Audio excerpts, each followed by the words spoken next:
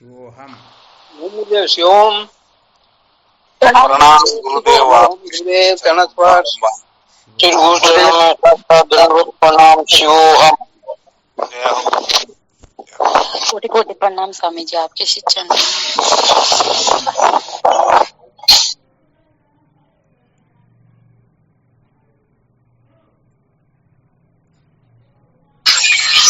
प्रणाम गुरुदेव प्रणाम। शिवोहम।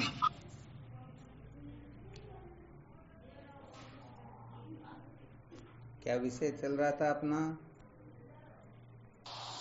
संसार को बनाए रखकर कभी भी सत्य का साक्षात्कार नहीं किया जा सकता। संसार को बनाए रखकर कभी भी सत्य का साक्षात्कार नहीं किया जा सकता, ये चल रहा था ना? जी गुरुदेव।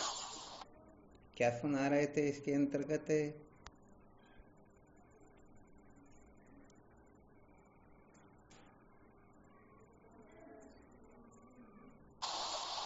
अपने को सिर्फ और सिर्फ सत्य को ही स्वीकार करना है।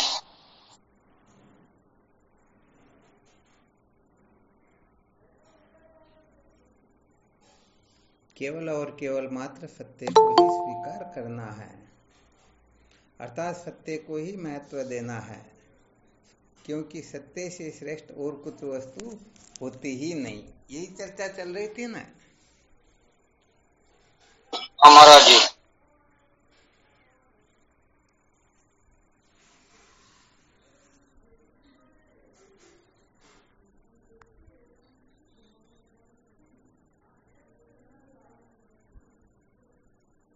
क्या करना होगा अब यहाँ पर?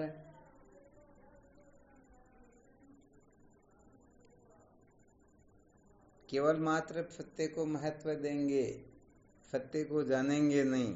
महत्व देने से काम चल जाएगा क्या?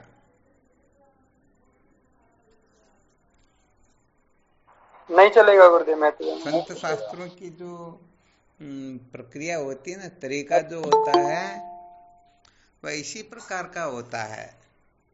पहले यही कहते हैं कि सत्य को महत्व दो,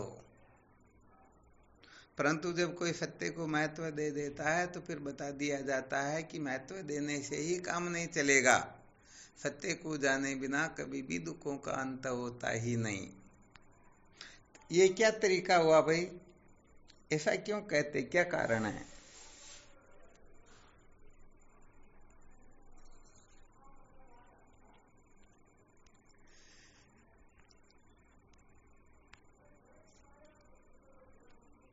महाराज जी, रज्जू को रज्जू जानने पर ही सर्प की निवृत्ति होगी, नहीं तो नहीं होगी। हाँ, वो तो बिल्कुल 100% सत्य है। इसको तो एक तरह से एकाटे सत्य को मैं समझ लीजिए। सत्य को मैं तो दे दें तो विवेकादि साधन अपने आप दौड़ कर आ जाएंगे। हाँ, क्या बात है, बहुत बहुत धन्यवाद, बहुत अच्छा संकेत किया। जो सत्य को महत्व देता है तो सत्य के साक्षात्कार के लिए जो जो साधन चाहिए वो साधन उनमें स्वतः ही प्रकट होने लग जाते हैं। बहुत अच्छा संकेत किया। और भी इस प्रकार का कोई संकेत कर सकते हैं क्या?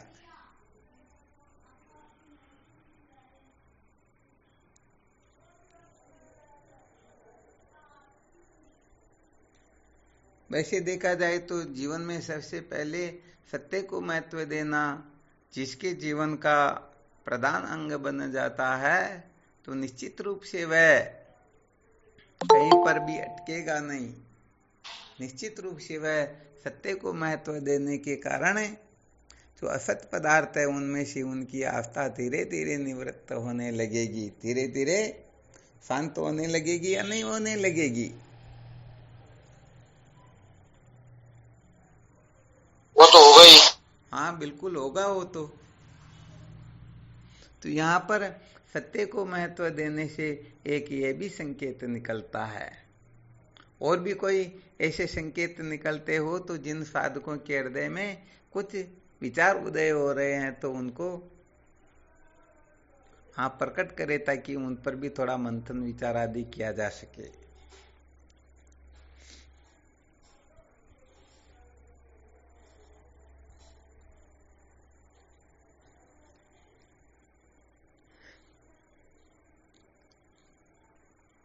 प्रणाम गुरुदेव भगवान। हाँ, शिवोहम। तो ये नियम है कि जो जिस वस्तु को महत्व देता है उसकी उसकी और प्रवृत्ति स्वतः होती जाती है। क्या बात है, बहुत बहुत धन्यवाद, बहुत अच्छा सूत्र है। हम जिस वस्तु को महत्व देंगे स्वतः ही हमारा चिंतन मनन, स्वतः ही प्रवृत्ति उसी ओर हो जाएगी। ये एक प्रकार से इसको भी अकाट्य सूत्र समझ लेना चाहिए।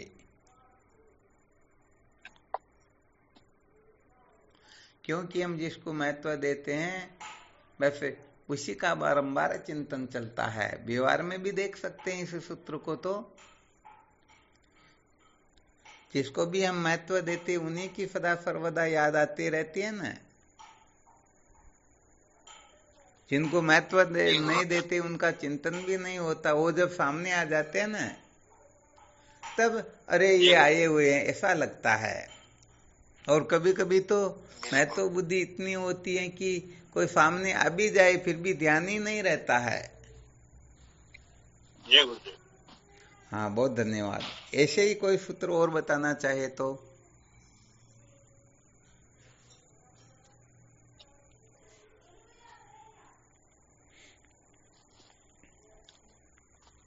सत्य को महत्व दो ऐसा कहा गया। ऐसा नहीं कहा कि सत्य को जानो, जबकि सत्य को जाने बिना दुखों का अंत होता ही नहीं। तो सत्य को महत्व देना ऐसा कह करके क्या संकेत करना चाहते हैं?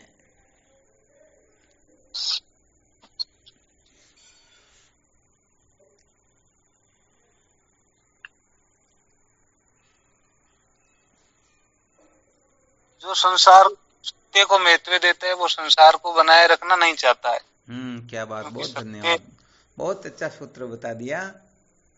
जो ये निश्चय कर लेता है अर्थात सत्य को महत्व दे देता है तो ये निश्चित हो जाता है कि असत पदार्थों से उनकी आस्था धीरे धीरे धीरे धीरे खिसकने लगती हैं। धीरे धीरे वो आसक्ति वासना जो है शांत होने लगती हैं। बहुत अच्छा, ये भी वो अच्छा संकेत है। और भी कोई साधक है? असत पदार्थों में आस्था तब तक ही तो होती है जब तक हम उनको सत्य समझते हैं। यदि सत्य न समझे तो उनमें आस्था थोड़े रहेगी। जैसे भूख लगती है तब हम भले सूखी रोटी क्यों न हो, 7 दिन की क्यों न हो, उस और प्रवृत्त हो जाएंगे, उस रोटी की ओर हमारी आस्था हो जाएगी।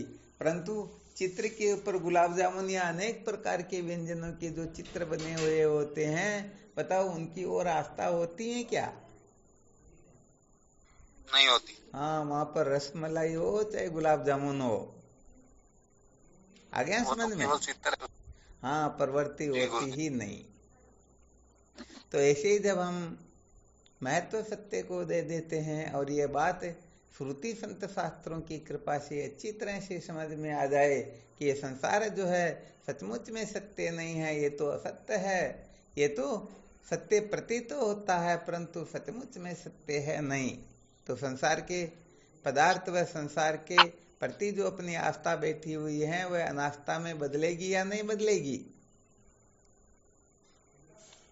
बिल्कुल बदलेगी स्वामी जी। हाँ, 100% है। चलो, बहुत अच्छी बात। और भी कोई संकेत हो तो?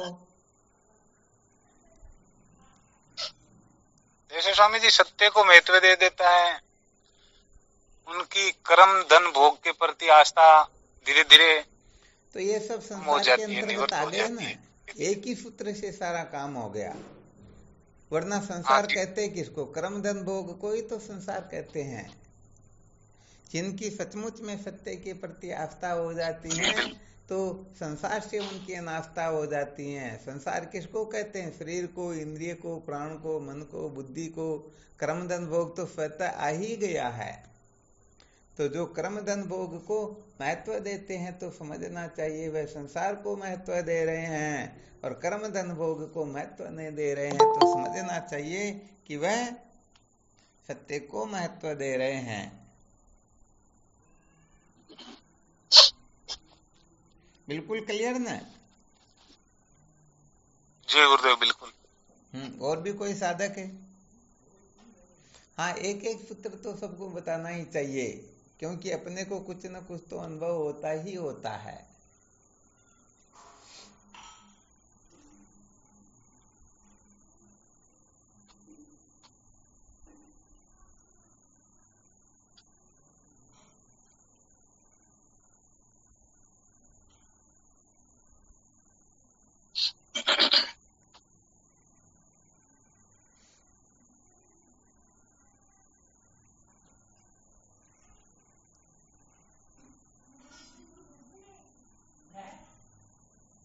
कौन बताएंगे? शिवम गुरुदेव। हाँ, शिवोहम। शिवम। सब सत्य भी एक धर्म है जो लाइन पे चलना सिखाता है। क्या बात है। अर्थात मर्यादित रहने की कला सिखाने वाला एकमात्र सत्य ही है, यही कहना चाहते हो ना? हाँ जी। बहुत बहुत अच्छी बात। ये भी जीवन में अत्यंत आवश्यक होता है। यदि कोई धर्म की मर्यादा में नहीं चलेगा तो सचमुच में वह सत्य का साक्षात्कार कल्प कल्पांतर तक भी कर नहीं पाएगा। जैसे नदी दो किनारों के बीच में चलेगी तब ही समुद्र में पहुंच सकेगी ना। सत्य वचन गुरुदेव। और यदि दो किनारों का त्याग कर दे तो कभी जैसे भी गुरुदेव समुद्र में पहुंचेगी?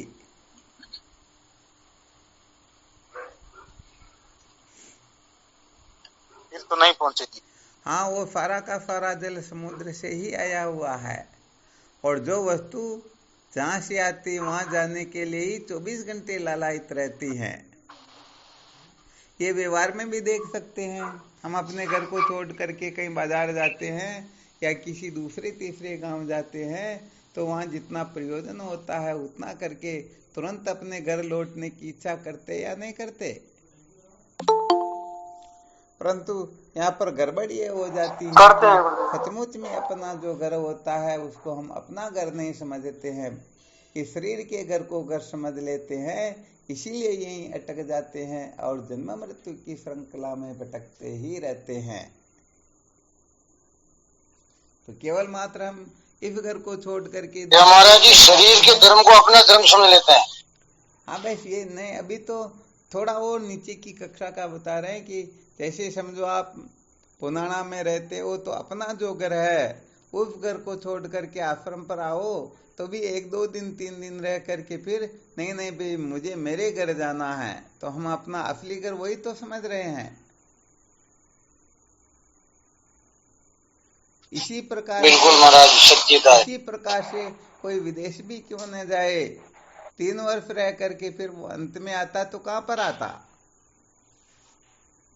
तो बताओ, उसको ही अपना घर समझ रहा या नहीं समझ रहा? तो जीवन की यही सबसे बड़ी गलती होती है, क्योंकि वह इतना विचार अवश्य कर लेता है कि मैं मेरे घर से आया हूं, परंतु उससे पहले कहां से आए हो तो इतना जरूर कह देंगे मैं तो माँ के गर्भ से आया हूं। परंतु माँ के गर्भ में आए उससे पहले भी तो तुम विद्यमान थे ना। तो गर्भ में आए उससे पहले कहां पर थे? ऐसे करते करते जब हम अंतिम छोर पर पहुंच जाएंगे वही अपना असली घर होता है। और उस असली घर को हम भूल गए हैं। उस असली घर की याद दिलाने के लिए ही ये सत्संग होती है, ये ब्रह्म विचार होता है। यदि अपने को असली घर का पता हो तो हम तुरंत चले जाएंगे ना, परंतु असली घर का पता है नहीं। जब असली घर का पता नहीं है तो हम नकली घर को ही अपना घर समझ कर बैठ जाते हैं। सत्य कहे तो इस संसार में हम जिस घर को अपना घर समझते हैं वह अपना असली घर नहीं है। और जिस घर में रहने वाले नाते रिश्तों को हम अपना भाई बंधु कुटुंब परिवार पति पत्नी अनेक प्रकार के नाते रिश्ते समझते हैं, ये भी अपने असली नाते रिश्तेदार है नहीं।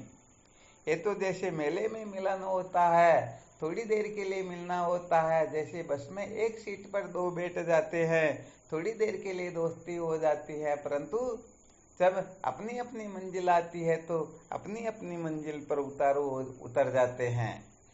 तो बताओ उनका वो असली लक्ष्य हुआ है क्या? तो हम यही तो भूल करके बैठते हैं। जो अपना असली घर नहीं है उसको हम अपना असली घर समझ लेते। जो अपने सच्चे हितैषी नहीं होते उनको सच्चे हितैषी समझ लेते हैं। जो सच्चे बांधव नहीं होते हैं उनको सच्चा बांधव समझ लेते हैं। जब इस प्रकार की अनेक अनेक अनेक गलतियां करके ये जीव सदा सर्वदा दुखालय की ओर ही प्रवृत्त होता है, दुखी होता रहता है। ऐसी दशा में संत शास्त्र कृपा करके उनको यही कहते रहे भाई सत्य को जानो, सत्य को महत्व दो। सत्य को महत्व दोगे तो निश्चित रूप से तुम सुखी हो जाओगे, कृतार्थ हो जाओगे, सदा सदा के लिए धन्य हो जाओगे। तो यहाँ पर इतना अवश्य समझना होता है कि अपना असली घर कौन सा है। तो कम से कम ये तो समझ में आ गया ना, ये अपना असली घर नहीं है, तो ईंट पत्थरों से बनता है। और थोड़ा इसे ऊपर उठेंगे तो सचमुच में 5 तत्व 25 प्रकृतियों से बना हुआ ये पुतला पंचीकृत तत्वों से बना हुआ ये अपना जो देह है ना, ये भी अपना असली घर नहीं है। हाँ, थोड़ी देर के लिए किराए के लिए मिला हुआ है, परंतु हम इसमें इतने उलझ जाते हैं, इसमें इतना अटक जाते हैं, इनको इतना महत्व दे देते हैं कि हम इनको ही अपना स्वरूप समझने लग जाते हैं। हो जाती है ना गड़बड़। इन सूत्रों को हम सचमुच में ठीक प्रकार से समझेंगे, मनन करेंगे, इनको धारण करेंगे, जीवन में प्रतिष्ठित करेंगे, तब ही सचमुच में दुखों की निवृत्ति हो पाएगी। यदि ऐसा नहीं करेंगे तो सचमुच में अंतोगत्वा दुखों के सिवाय कुछ भी मिलने वाला है ही नहीं। आ गया ना अच्छी तरह से समझ में? जी गुरुदेव। तो वैसे ये ईंट पत्थरों से बने हुए घर को भी सत्य मत समझो, मैं मेरा मत समझो, और ये पंच तत्वों के पंचीकरण से बने हुए स्थूल शरीर को भी मैं मेरा मत समझो। यदि इनको हम सचमुच में अपना असली घर समझ लेंगे तो सच्ची बात यह है कि हम सदा सर्वदा इसी जगह आकर के रहने की इच्छा करेंगे। तो बड़ा गड़बड़ घोटाला हो रहा ना।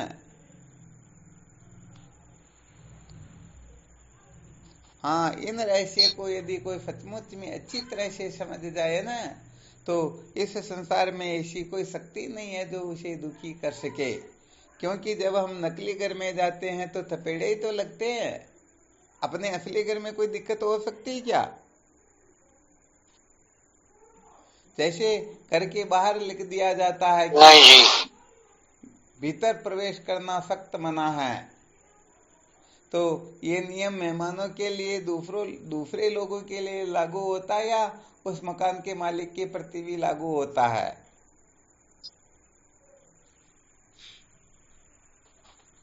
क्या दूसरों के लिए होता है? हाँ, मकान का मालिक भीतर जाना मना है ऐसा पढ़ करके देखेगा, अरे भाई भीतर नहीं चलना, होता क्या ऐसा?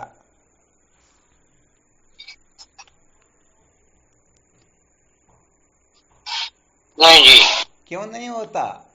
क्योंकि ये उनका असली घर है, और बाकी जो जितने भी आते हैं उनका असली घर नहीं है, इसलिए वो पढ़ करके फिर लौट आते हैं। तो ऐसे ही जहां हमारा असली घर है वहां पर अपने को सच्ची शांति मिलेगी, और बाकी नकली घरों में तो धक्के लगा करके निकाल दिए जाते हैं। तो देखो, ये जो अपना ईंट पत्थरों से बना हुआ घर जो है, जब शरीर के 100 वर्ष पूरे हो जाते हैं, अरे 100 वर्ष की क्या बात करते हैं, यहाँ पर तो जीवित ही धक्के लगा करके निकाल दिए जाते हैं। बहुत जगह पर देखते या नहीं देखते? और देखे क्या, ये अपने फातिम में ही घटना घटित होती रहती हैं, परंतु हम इस ओर ध्यान नहीं देते हैं। पोते पोती उंगली पकड़ करके बाहर ले जाते हैं या अंदर की ओर लाते हैं?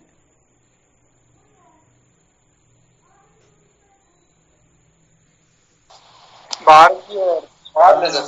ये जो वृद्धाश्रम जो बने हुए हैं ना, यदि ये जीवित ही घर से प्रस्थान करने का तरीका नहीं होता तो इस सृष्टि में कहीं पर भी वृद्धाश्रम होता है क्या?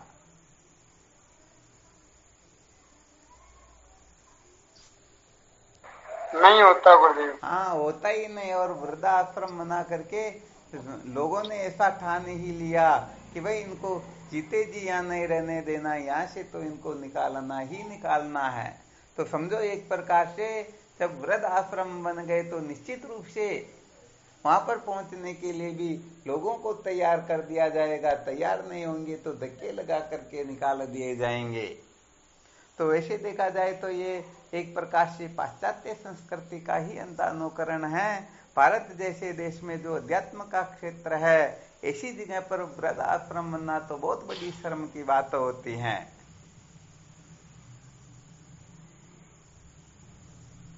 क्योंकि जब बन गए तो निश्चित आजकल तो महाराज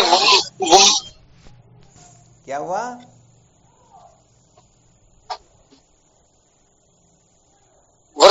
असली घर है वो। हाँ, असली घर। इसीलिए तो फिर बेटे पोते न चाहते भी उनको धक्के लगा के निकालेंगे। तुम्हारा यहाँ पर क्या, तुम्हारे लिए तो बना रखा ना, हम वहां चंदा देते हैं, ऐसा करते हैं, वैसा करते हैं। तो बताओ, है बड़ी शर्म की बात या नहीं है?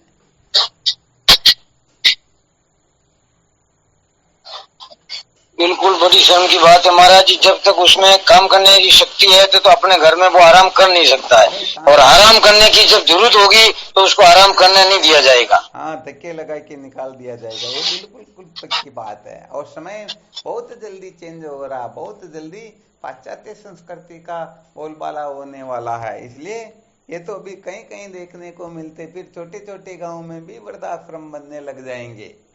क्योंकि बूढ़ों को घर पर रख करके क्या करना, उनके आमोद प्रमोद में, मौज मस्ती में, मनोरंजन में बाधा डालते ना वो।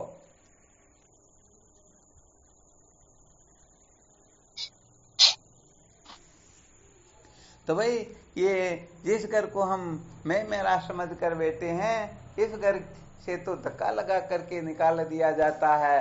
और देह की मृत्यु होने के पश्चात तो थोड़ी देर के लिए भी कोई रखना नहीं चाहता। अरे भाई जल्दी करो, पूरा गांव भूखा रह जाएगा, सूर्यास्त होने वाला है, अपने को जल्दी से जल्दी इनका संस्कार कर देना है। होता या नहीं होता? फिर भी बावड़े लोग समझते ही इस घर को अपना असली घर समझ कर बैठे रहते हैं। अरे अपना असली घर यह नहीं है। असली घर को जान जाओगे तो किसी में सामर्थ्य है ही नहीं कि अपने को वहां से निकाल सके। इसीलिए कहने का मतलब, साधु विचार कर भली समझिया, दीनी जगत को फूट, पाचे देखी बिगड़ती पहली बेटिया रूट। पता लग जाए कि संसार वाले ठोकर लगाएंगे, इससे पहले संसार को ठोकर लगा दे, और आत्म सत्य का, आत्म तत्व का साक्षात्कार करके सदा सदा के लिए जन्म मृत्यु की श्रृंखला से मुक्त हो जाए। इसी में तो मानव जीवन की सार्थकता निहित है। परंतु करें तो क्या करें, नकली घर के चक्करों में ऐसे पड़े रहते बेचारे, ठोकरें लगती हैं फिर भी। अरे पोता मुंह में पेशाब कर दे फिर भी कहेगा पोता किसका है। अभिमान करते जैसे उन्होंने स्वर्ग का अमृत पिया हो। होता ना ऐसे ही?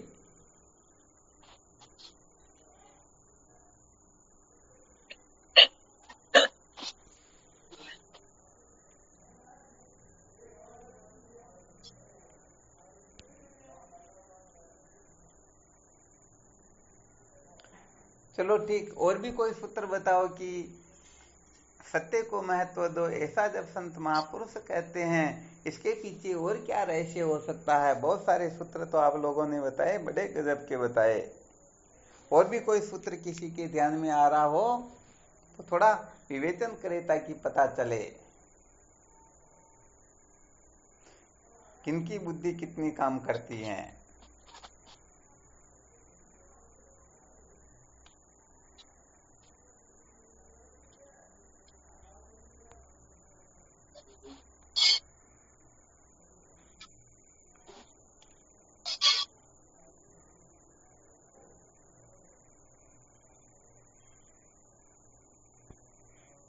और किसी को ध्यान में नहीं आ रहा कोई सूत्र?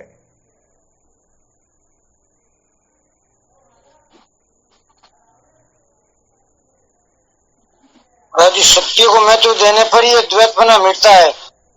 नहीं, वो तो बहुत आगे की बात। ये तो बालकों को जैसे प्रमोदा जाता ना, वैसे बालकों को थोड़ा इस तरफ लगाया जा रहा।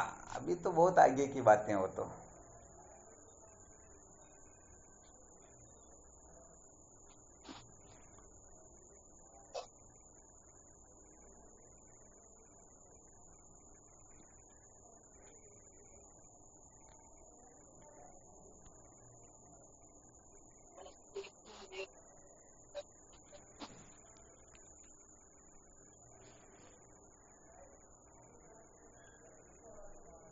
और कोई नहीं? चलो कोई बात नहीं।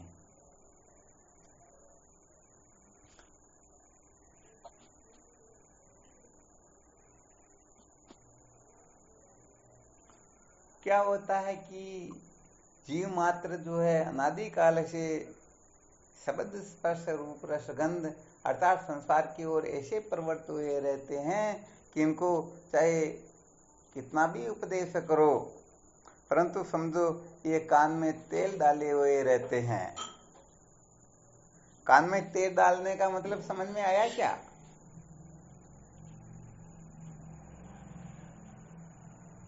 हाँ, मैंने भी ग्रहण नहीं करना। हाँ, मैंने भी इस रहस्य को एक जगह पर समझा था। मैं कुछ सुना रहा था तो सुनने वाले ऐसे सुन रहे जैसे क्या कहने की बात, पूरा चित्त एकाग्र करके पूरी दृढ़ता के साथ सुन रहे हैं। फिर एकाएक उनको पूछ लिया, क्योंकि उन्होंने कहा आप सुना तो रहे परंतु हमने तो कान में तेल डाल रखा। तो मैंने सोचा भाई तेल डालने का मतलब तो होता है ये बिल्कुल सुन ही नहीं रहे। तो फिर उन्होंने रहस्य बताया कि तेल डालने का मतलब ये होता है। तो भाई ऐसे ही संत महापुरुष जब साधकों को, संसार के लोगों को, इस कचरे में उलझे हुए जीवों को जब सुनाने लगते हैं तो वो तेल डाल देते हैं। तो भाई यहाँ पर फिर क्या करना होता है, जैसे माँ छोटे से बच्चे को किसी कारण से कोई रोग हो गया, बीमारी मिटानी हो तो दवा तो कड़वी होती है ना, और कड़वी दवा कोई लेना चाहता है क्या? वो तो कड़वी होती। कड़वी होती तो माँ क्या करती है, थोड़ी सी गुड़ की उंगली लेकर के पहले उसकी जीभ पर लगाती है तो बच्चा समझ जाता है ये तो बहुत मीठी वस्तु है, और उस मीठी वस्तु के लोभ में वह उस दवा का सेवन कर लेता है। तो यहाँ पर अनादिकाल के संस्कारों से जीव केवल और केवल मात्र संसार के पीछे इतने पागल हो रहे हैं कि उनको आत्मा अनात्मा के बारे में कुछ सूझता ही नहीं। अरे जब धर्म कर्म के बारे में भी नहीं सूझता है, कैसे रहना चाहिए, क्या करना चाहिए, क्या पाप है क्या पुण्य है, इसको भी नहीं समझते तो सत्य को जानने की ओर प्रवृत्त होंगे क्या?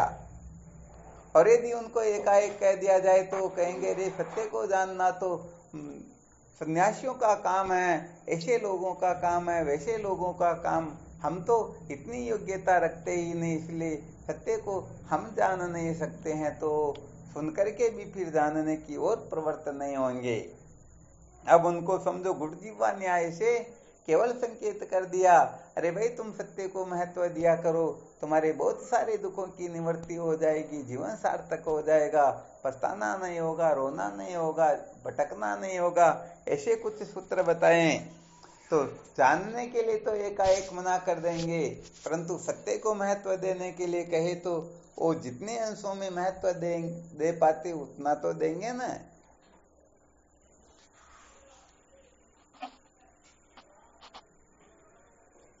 और जब उतने अंशों में महत्व देंगे और उनको जब कुछ शांति का अनुभव होने लगेगा तो फिर पूर्ण रूप से सत्य को महत्व देने की चेष्टा करेंगे या नहीं करेंगे? और पूर्ण रूप से चेष्टा करेंगे तो निश्चित रूप से फिर आप लोगों ने अभी जो सूत्र संकेत किए थे ये सारे के सारे साधन उनमें निश्चित रूप से प्रकट होने लगेंगे। और जब ये साधन उनमें प्रकट होंगे तो निश्चित रूप से ब्रह्म विद्या का अधिकारी होकर के सत्य को जान करके सदा सदा के लिए कृतार्थ निश्चित रूप से हो जाएगा। एकाएक संसार थोड़े छूटता है, छूटता है क्या? नहीं जी, कदापि नहीं, कदापि नहीं छूटता। इसीलिए तुम्हारे मनीषियों ने 4 आश्रम जो बनाए, जिसमें से ये संन्यास आश्रम अंत में रखा गया ताकि 75 वर्षों तक ये ठोकरें खा करके अच्छी तरह से अनुभव कर ले कि संसार दुख रूप है, सचमुच में संसार में कहीं पर शांति है ही नहीं, इसको छोड़ने में अपने जीवन की भलाई है। तो बताओ फिर शायद से छूट जाता या नहीं छूट जाता?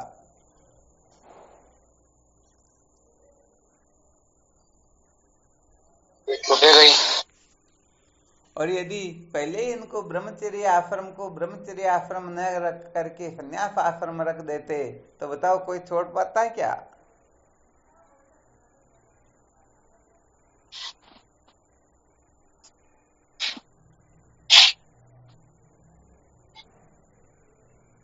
फिर तो वह कभी भी नहीं छोड़ पाता, क्योंकि छोड़ा तो उसको जाता ना जो दुख रूप हो, और यदि संसार को छोड़ने के लिए कहे तो जिन संसारी पुरुषों को संसार से सुख की प्राप्ति होती है, मौज मस्ती मनोरंजन प्राप्त होता है, उसको यदि ऐसा कह दे तो कहने का मतलब वो तो समझो बंदूक लेकर के घूमेंगे कि ऐसे करने वाले को तो हम तुरंत शूट कर देंगे।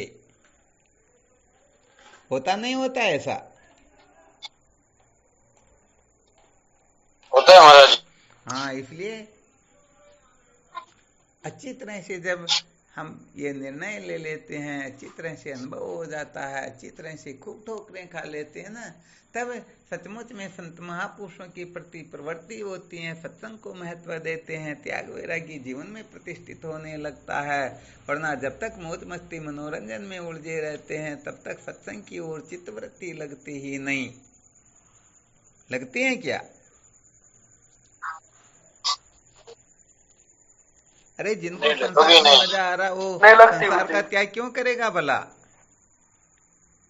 तो भाई ये मजा सचमुच में मजा नहीं है। ये तो जैसे कुत्ता हड्डी को चबाता है, थोड़ी देर चबाने के बाद में जब उसके मसूड़े चले जाते हैं, उसका खून जब उसे मिलने लगता है तो वह समझता है कि बस हड्डी से अब खून आने लगा, तो हड्डी से थोड़ी आ रहा।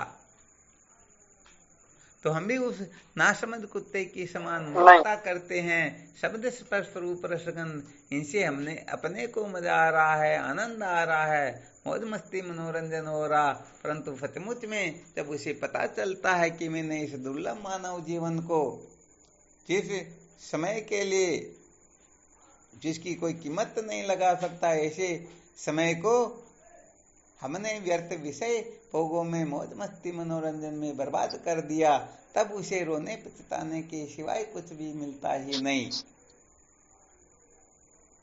नहीं मिलता ना कुछ भी।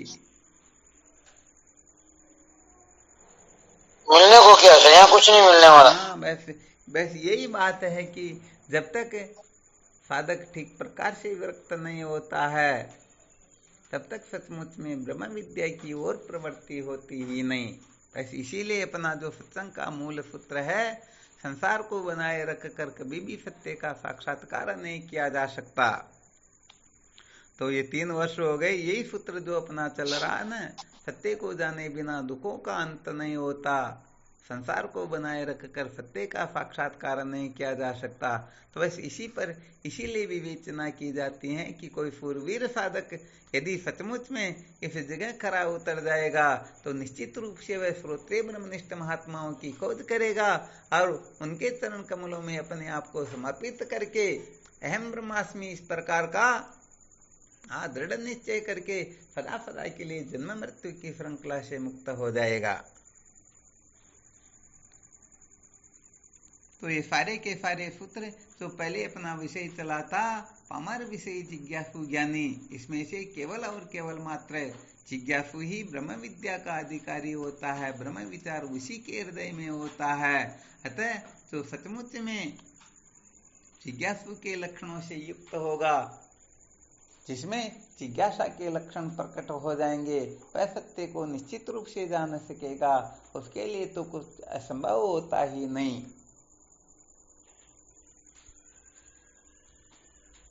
अज्ञान बहुत अच्छी तरह से समझ में। हमारा जी। हाँ, तो बस इस रहस्य को बहुत अच्छी तरह से समझो और निश्चय कर लो कि सत्य को जान करके ही तमेव विदित्वाति मृत्युमेति नान्य पंथा विद्यते नाय, अर्थात सत्य को जान करके ही मृत्यु का अतिक्रमण किया जा सकता है, इसके सिवाय नान्य पंथा विद्यते नाय, और कोई रास्ता है ही नहीं। अरे जब और कोई रास्ता है ही नहीं तो क्यों पागलपना करते हैं, क्यों भटकते हैं, क्यों इधर उधर पागल हो रहे हैं? हम सचमुच में जिनको महत्व देते हैं वो वास्तव में महत्व के योग्य है ही नहीं, फिर भी हम बावड़े होकर के उनके पीछे पागल होते रहते हैं। है ना बहुत बड़ी मूर्खता।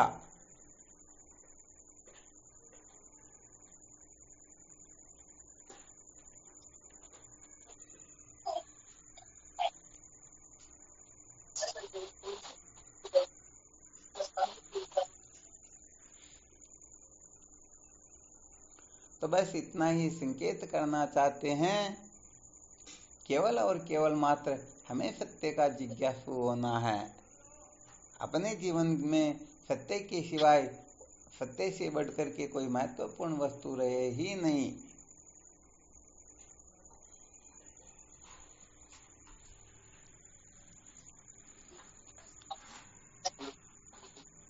तो साधकों को इनका अच्छी तरह से अन्वेषण करना चाहिए, विश्लेषण करना चाहिए। हम सचमुच में कितना सत्य को महत्व देते हैं, कितना संसार को महत्व देते हैं। हाँ, कोई बात नहीं, संसार को महत्व दे रहे हैं, फिर भी सत्य के साक्षात्कार के लिए दे रहे हैं, तो संसार को महत्व देना भी साधन हो जाएगा। और संसार को महत्व दे रहे हैं सत्य की उपेक्षा करके, तो सचमुच में इस प्रकार का महत्व देना अपने निश्चित रूप से पतन का महान कारण हो जाएगा। बस इस पतन से बचने के लिए, इस कचरे से बचने के लिए ही हमें असुप्ते रामर्ते कालम नयद वेदांत चिंतिया, जागने से लेकर के सोने तक, जन्म से लेकर के मृत्यु तक केवल और केवल मात्र आत्म तत्व का ही विचार करना चाहिए। को अहम कतमेदम जातम, को वे कर्ता से विद्यते, मैं कौन हूँ, परमात्मा क्या है, जगत क्या है। अरे 3 सूत्रों को ही तो अच्छी तरह से समझना है। और कहाँ तक समझना, जहाँ तक इनको समझने की आवश्यकता होती है। ध्यान रखना, यदि ठीक तरह से नहीं समझ पाए तो या तो इनसे राग कर लोगे या फिर द्वेष कर लोगे। और जो राग द्वेष में उलझा हुआ जीव होता है, सचमुच में सत्य का साक्षात्कार कर पाता ही नहीं।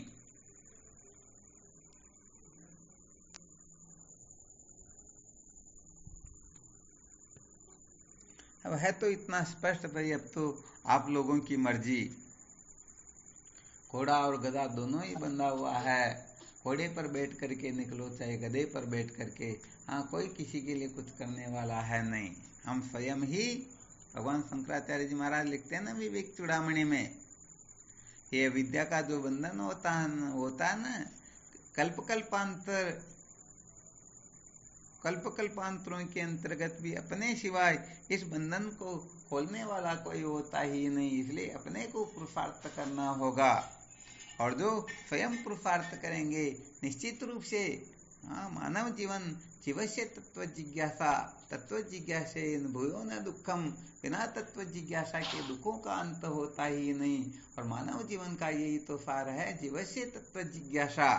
तत्व जिज्ञासा उदय हो गई तो समझो जीवन सार्थक हो गया, और नहीं हुई तो बस मौज मस्ती मनोरंजन करो, जन्मो और मरो, इसके सिवाय जन्मो और मरो और 84 में फरो।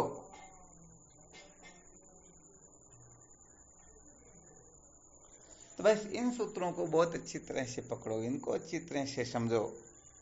तो कल जो संकेत किया था, बस उसी सूत्रानुसार मुझे केवल मात्र जिज्ञासु होना है। जिज्ञासु का ही जब महत्व है, जिज्ञासा ही सबसे श्रेष्ठ है, तो मुझे केवल मात्र सच्चा जिज्ञासु होना है, वो नाटकीय जिज्ञासु नहीं होना है।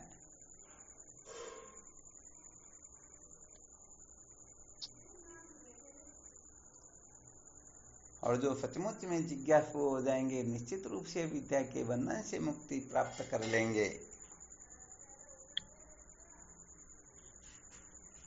तो ये सारे के सारे सूत्र बड़े विलक्षण होते हैं। उत्तम साधकों के लिए तो समझो ये जैसे काम करते हैं। शिवोहम स्वामी जी। हाँ, शिवोहम। और 3 सूत्र किसा बताया, 3 सूत्रों को ही तो याद रखना। किसा बात, मैं कौन हूँ, परमात्मा क्या है, जगत क्या है। ठीक है, ठीक है।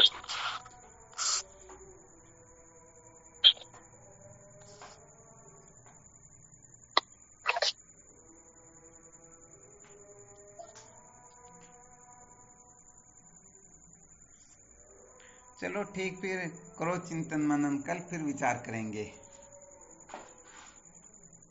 आज थोड़ा लेट हो गए थे। शिवोम गुरुदेव, शिवोम चरण स्पर्श, शिवोहम। प्रणाम गुरुदेव, शिवोहम। प्रणाम। प्रणाम। शिवोहम। प्रणाम गुरुदेव, आपके चरणों में प्रणाम, बारंबार प्रणाम। शिवोहम। बोलना में चाहता दंडवत प्रणाम शिवोहम। शिवोहम।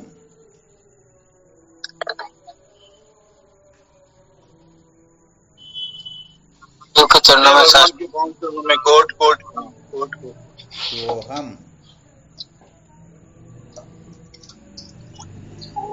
प्रणाम देव आपके श्री चरणों को।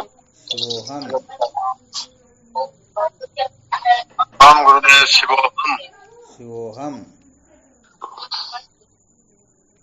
शिवोहम। प्रणाम स्वामी जी, आपके श्री चरण बारंबार जय हो आप। शिवोहम।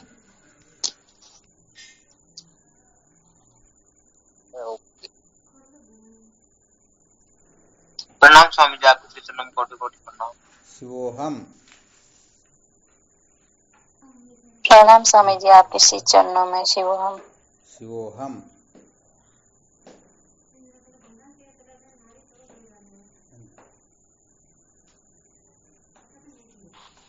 कोटि कोटि प्रणाम गुरु जी, आपके श्री चरणों में। शिवोहम।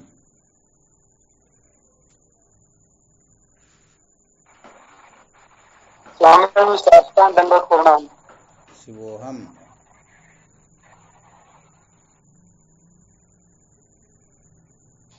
कोटि कोटि प्रणाम स्वामी जी, आपके श्री चरणों में। शिवोहम।